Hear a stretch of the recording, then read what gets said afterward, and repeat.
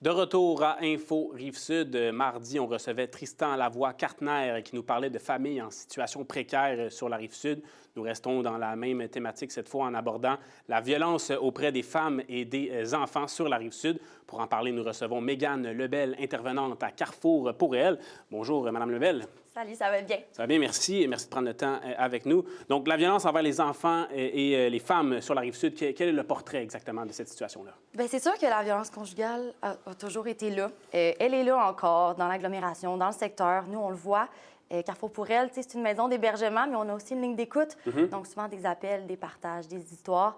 Puis, la violence, elle est là. C'est pour ça qu'on est là pour accompagner ces femmes-là et surtout les enfants aussi. Oui. Il ne faut pas les oublier. Et le terme violence conjugale englobe les enfants également? Okay. En fait, violence conjugale, c'est la violence faite aux femmes aussi, mais les enfants veulent pas, quand on parle de violence à la maison, faite à la femme, bien, l'enfant est peut-être témoin, voire même victime aussi de ça. Donc, on les inclut. Puis nous, on a des services pour les enfants aussi. Parfait. Donc, les victimes, les enfants et les femmes, on vient d'en parler. Pour ce qui est des agresseurs, c'est souvent les pères, les hommes qui sont présents dans le cercle familial? Ça peut arriver. Là, on parle de violence en contexte de relations amoureuses. Ouais. Ça pourrait être de la violence familiale aussi. Un membre de la famille, ça peut être un nouveau conjoint sans que ce soit nécessairement le papa. Mais oui, ça peut être quelqu'un de présent là, dans la vie familiale, absolument. Vous venez de l'aborder, donc il y a beaucoup de différents types de violences. Quelles sont-elles? Voulez-vous nous les nommer? Là? Il y en a beaucoup trop. Il y en a beaucoup. Rapidement, on a la violence physique. Violence physique directe, qui est directe sur la personne, mais ça peut aussi être indirect. Les biens, les objets autour, ça peut être quelque chose qu'on voit aussi. Violence verbale, violence psychologique. Tout ce qui touche vraiment le mental. On a la violence sociale, l'isolement, puis voir ses amis, sa famille, son cercle social, les loisirs aussi. Ce qu'on faisait avant d'être en couple, en fait, ou ce qu'on faisait avant, on le fait comme plus. Maintenant qu'on est là-dedans, on a aussi malheureusement la violence sexuelle qui est beaucoup présente. Et j'en passe, spirituelle, la cyberviolence aussi, il y en a vraiment beaucoup. Oui, mais malheureusement. Psychologique, quand on parle de violence psychologique, c'est des mécanismes peut-être comme de la manipulation? Donc, c'est différent d'une insulte peut-être qui va être verbale? Bien, en fait, ce qui est un peu mélangeant avec la violence psychologique, c'est que tout rentre un peu là-dedans. Si malheureusement, on vit de la violence physique, il va y avoir des répercussions, on s'entend sur le corps, mais au final, les plus grandes, elles se font aussi dans la tête. Donc, les paroles, ça nous blesse, ça nous rejoint. Donc, tout ce qui est psychologique, évidemment, manipulation, chantage, menace, ça rentre là-dedans, mais ça englobe tellement plus aussi à la fois. Et est-ce qu'il y a des enjeux particuliers sur la Rive-Sud même qui sont reliés à des violences en particulier? Là? Est-ce qu'il y en a qui se démarquent sur la Rive-Sud? Bien, c'est sûr que moi, mon travail, c'est d'aller au sein dans des établissements scolaires, des écoles. Un point positif que j'aimerais souligner, par contre, c'est que les jeunes sont engagés là-dedans. On dirait qu'ils sont conscients de la réalité de la violence, oui, conjugale, mais aussi à leur âge.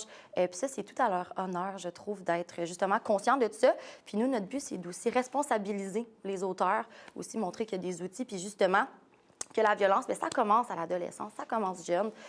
Donc, c'est sûr qu'on voit parfois ici et là des comportements où, justement, on passe le mot le plus possible, mais surtout, les jeunes sont engagés puis sont conscients de cette réalité-là. Donc, ça, c'est beau à voir, c'est précieux. Puis en tant qu'intervenante sur le terrain, vous venez de le dire, c'est votre travail. Qu'est-ce qui vous frappe à l'esprit, que ce soit positif ou négatif? Là? Bien, ce qui me frappe, moi, je dirais que, tu sais, la violence conjugale, une maison d'hébergement, on peut avoir des informations sur Internet, etc. Ce qu'on voit pas nécessairement aussi, c'est tout le processus qu'il y a à l'intérieur de ça. Les femmes se retrouvent et retrouvent ce qu'on appelle, c'est un beau processus, ce qu'on appelle la reprise du pouvoir. C'est toutes des choses que les femmes vont vivre en maison d'hébergement, puis je trouve que c'est précieux de vivre ça avec elles, puis c'est vraiment une maison par et pour des femmes. Donc, c'est... ouais. Voilà.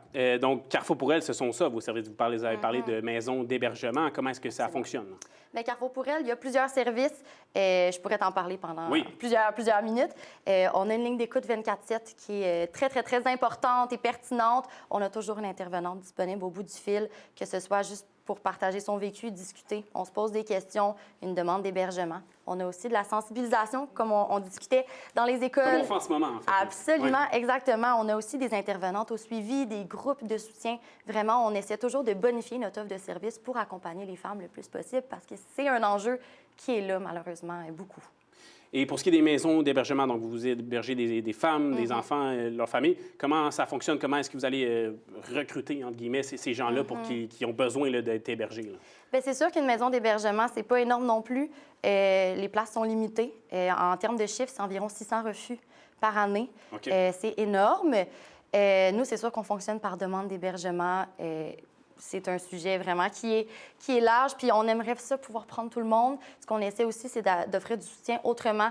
Des fois, les groupes, c'est quelque chose qui fit plus avec le besoin de la femme. Des rencontres ponctuelles aussi, c'est quelque chose de possible. Donc, avec nos services, on essaie justement d'aller soutenir le plus de femmes possible.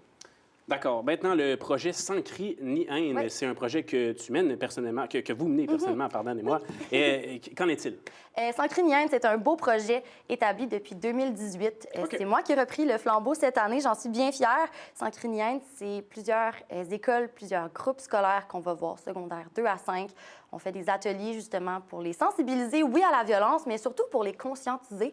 Puis comme je te disais, c'est beau de voir, par contre, parce que les jeunes sont allumés, sont conscients de cet enjeu-là, de la violence en contexte de, oui, relations amoureuses, mais ça peut arriver en amitié aussi. Ouais. Puis ils sont conscients de ça, puis ils ont des beaux exemples à partager, puis on voit qu'il y a un bel esprit d'équipe entre les jeunes. Donc ça, c'est très beau à voir.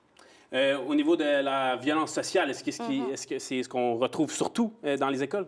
Ça peut arriver.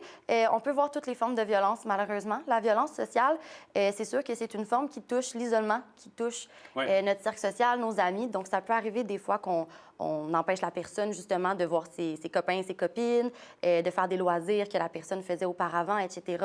La violence sociale, c'est vraiment l'isolement. On se sent pris dans un petit papier bulle. Ça arrive qu'on le voit à l'adolescence, mais on voit aussi toutes les autres formes, malheureusement. Oui, puis pour ce qui est de la violence sociale, on voit des statistiques là, qui explosent à ce niveau-là. En terminant, on a peu de temps, mais quand même un mot sur les féminicides, malheureusement, 9 en Montérégie en 2024, d'autres depuis le début de l'année 2025. Vous en traitez également là, au Carrefour pour elle. Oui, c'est beaucoup trop. Le chiffre fait peur. Mais il existe de l'aide, puis j'ose espérer que les chiffres, il n'y en aura plus, que ce soit zéro.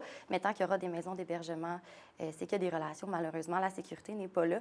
Mais sachez qu'il existe de l'aide, puis qu'on est là pour vous accompagner puis vous soutenir. D'accord. Merci pour votre travail, Mme Mégane Lebel, intervenante à Carrefour pour elle. Merci. Et je dois terminer en vous mentionnant une nouvelle de Météo Média. Pluie verglaçante donc, qui est annoncée à Longueuil et donc sur le territoire de la Rive-Sud dans la nuit de mercredi à jeudi. Donc, les automobilistes, prenez garde. C'était tout pour l'émission. Voilà, prochaine émission, c'est demain, jeudi, dès 17h. C'était Info Rive-Sud. À la prochaine.